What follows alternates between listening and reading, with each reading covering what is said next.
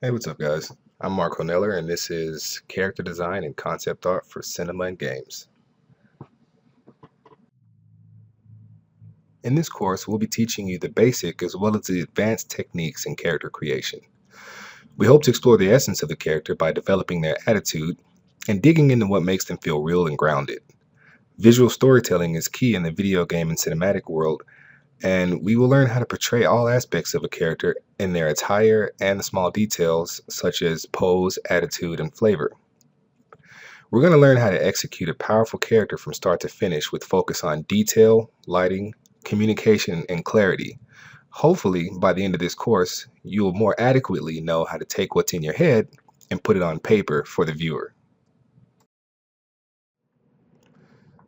So, hopefully, what we plan to achieve in this class are a couple of key goals.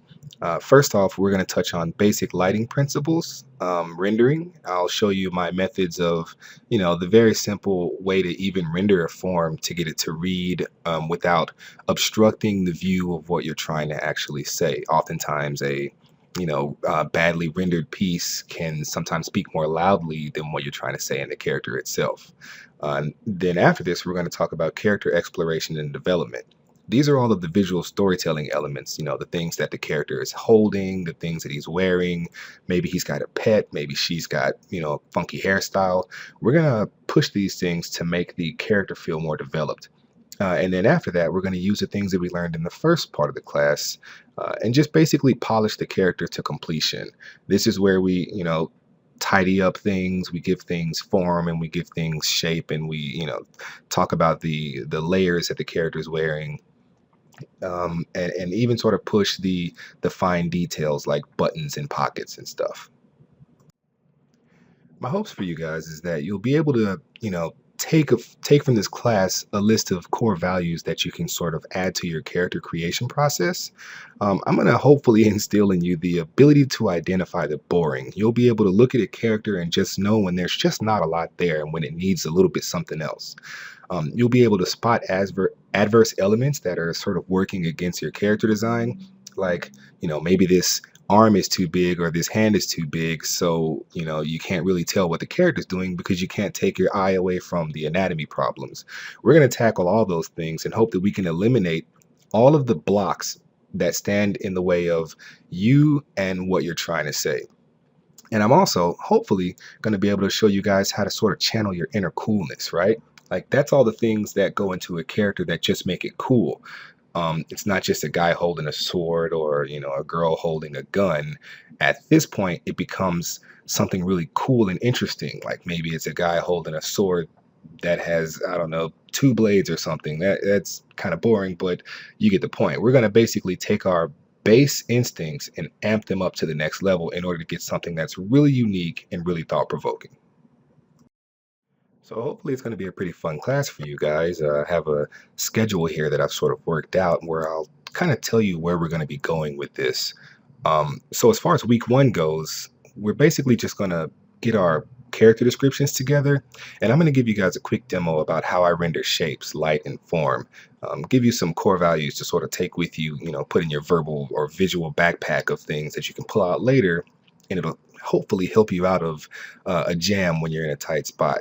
We'll do our first round of character sketches, and then in week three, we're going to polish those sketches by adding a little bit of detail to them and sort of figuring out what's working and what's not working as a class. As we round into week four, we should be exploring the head by that point. And then week five, we're going to add a little bit of more character and visual storytelling. Since we'll have a lot on paper at this point, the head, the character, we'll have chosen some sketches. We're going to begin adding the small details that make this character really sing. And then around week six, I'm going to swing back around and we're going to go ahead into like refining the face and the materials.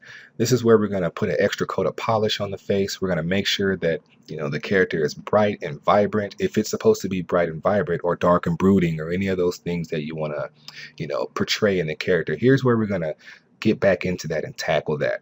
We're also going to use what we learned about rendering or, photo bashing, or basically whichever direction we decide to go with these characters.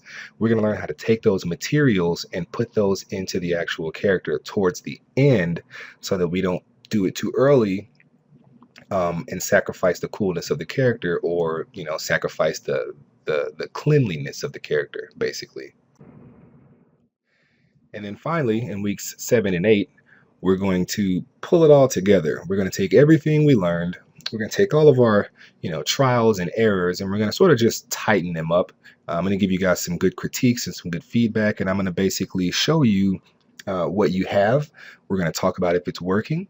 We're going to add a couple things, subtract a couple things, and basically just get this thing to a final and polished point, which is what we'll do in week 8, when I'm going to give you guys a set of revisions, and you're going to take them, and I'm going to show you how to do it exactly as if I were doing it for a client. And hopefully by the end of this, you'll have a little bit more knowledge under your belt, and you'll be able to, if you're a first time concept artist, you'll be able to sort of see what you're getting yourself into. You'll sort of see what happens in the industry, and hopefully you'll have some tools in your bag to help you along. From that point, that'll pretty much sum up the class. And hopefully, you guys will be a lot stronger than you were when you came in. Hopefully, I will have learned some things from you as well as you learning things from me. And without any further ado, let's hop right into it. What's up, guys, and welcome back to Character Design for Film and Games. This is Marco Nelor. And I'm going to talk to you guys a little bit right now about what a mood board is. This is an important step in the process of creating a character. Often before I actually even start to put my pencil to paper, I like to spend quite a good deal of time sort of just reading the character description. And after reading the character description, I'll actually spend quite a bit of time after that, sort of just like looking through Google, looking through all of my respective websites that I use to save images for reference. I like to use Tumblr, and I like to use ArtStation, just to sort of like, as I'm browsing when I'm not working, I'll constantly be saving things or looking at things or putting things in folders, or just sort of compiling all of the things that inspire me. I might see something at some point and say, that's pretty cool. I'll save it for later, which is a really good practice, because often people don't do that, I think. I mean, we all, as artists, we tend to usually have reference folders, but if you're not doing that, I think you should be doing that, because it can be a really good way to sort of tell yourself what you identify with. For me, it's, when I see a pair of shoes or a color, or anything that I really like, I'll save it to my Tumblr reference page. And that way, I don't have to think about it anymore. But when I have an assignment, I'll go back to that page, and I'll just sort of look through it and just sort of be able to pull things out of that page and put them in a cohesive vision, which is called a mood board. Wikipedia describes a mood board as a type of collage consisting of images, text, sample objects, and a composition. They may be physical or digital, and can be extremely effective presentation tools. With that being said, let's take a look at why exactly mood boards might be effective, especially if you never used one before. First off, they help us sort out our thoughts as well as find new ones. I can't agree with this more, mostly because sometimes when you have a new character assignment, you sort of know what you're looking for, but you don't exactly know, yet. Um, I often like to say that whenever you're creating a character, they sort of actually already exist somewhere in our mind. We're just sort of reaching through this like portal and pulling them out to this world. The first step of getting a mood board will help you start to figure what this is out. Like if I get a character, for example, and it says fast, quick character, automatically all these visions come to my head, and then I'll start to sort of look through this mood board and see if I can find images really quickly at a really high level that identify with this. The second important part of this is that they can help us organize our visions by helping us figure out what we want, but also what we don't want. Um, Sometimes when I'm looking through a mood board or looking through my reference images, I may not only see all of these things that resonate with the character, but I sometimes see some things that I thought might resonate, and upon looking at it a little bit closer, I'm sort of like, no, I don't want him to look like that. I don't want him to have those shoulders. I know I don't want him to be, this creepy old man. I don't want him to be this or that. That is another thing that mood boards can help us do, is actually eliminating prospects from our design. And the most important part of this is that a mood board can help us find the attitude of a character. Even before we pick up a pencil, it saves us a lot of time in noodling. So basically, it's just a huge time saver. Um, Sometimes a word about a character might not say enough about a character. You might have this vision in your head of what he's going to look like, but you don't really know what it means yet, or what it looks like yet. So I use a mood board to help find an attitude.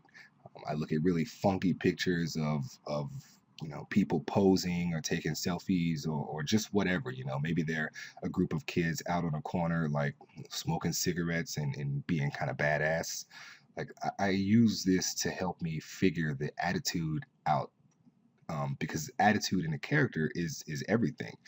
And by doing this process, even though sometimes it takes hours, it definitely saves me a lot of time of just sitting the pencil on the paper and just making squiggly lines and being like, I don't know, I guess maybe he's like this or that. It cuts out all of the time that we can possibly spend noodling. So it may seem like a little bit longer in the beginning, but it will actually save you time in the end. Even though mood boards can be used in a bunch of different ways, the way that I tend to use them are usually pretty specific. I use them to find the attitude and the flavor of a character. I use them again to find the visual inspiration for the body, like the pose and the body shape, which can do a lot to help push the character. And I also use them to find inspiration for the face and the hair of the character.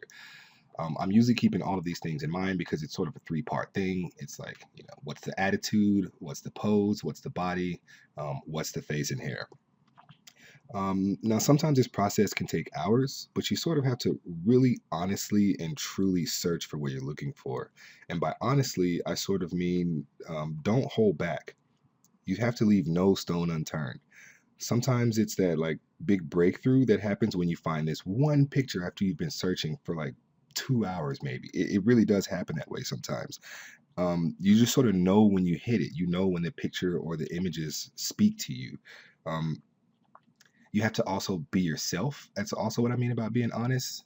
Um, a big part of being hired as a concept artist is that they're hiring you to sort of add your take on their vision.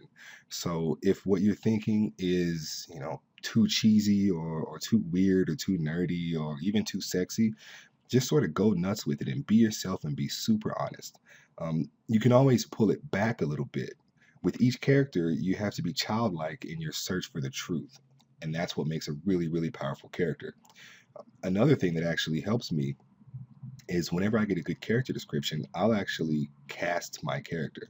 And by casting a character, I mean I sort of have a specific actor or actress or musician in mind. That way, it's an easy starting point. For example, I'm going to take a look at this description, which comes from the homework, and I'll let you guys sort of see how I start building the character from this description. So this is one of the sample descriptions that I've written for you guys to work from during the next few weeks.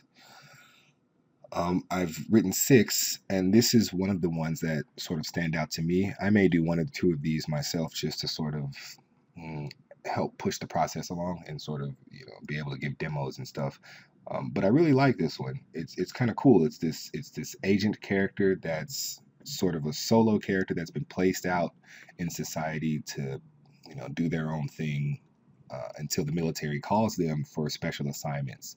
If you think about maybe like an infiltration unit or a sniper or a sneaky character that also needs to blend in with society.